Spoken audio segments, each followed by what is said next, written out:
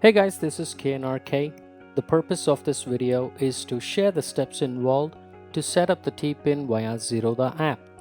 It's a one-time process which helps you to start selling your stocks at any time of your choice. So let's get started without any delay. Imagine you have already logged into your Zerodha account via smartphone or probably on your PC or a laptop.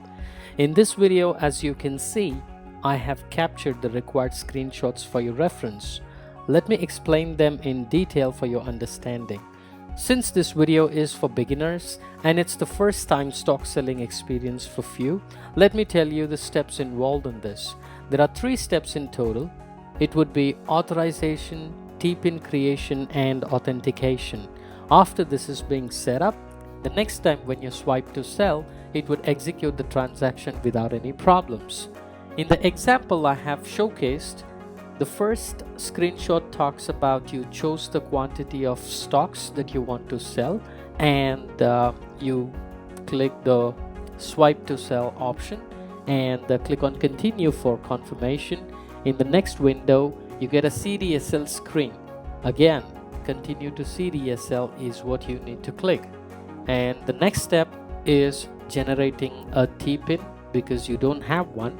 So you need to click here at the very bottom, the hyperlink, and in the next window you would receive the confirmation of one-time password that you have already entered. You get it via phone, or you can also get access to it via email. So once the TPIN is generated successfully, you could use that TPIN to complete the transaction of selling the stocks. Not sure if you knew this before. For me, I thought this is cool and I wanted to share it with you all. Please leave your comments and I will meet you in the next video with another tip. Once again, wishing you a fabulous day.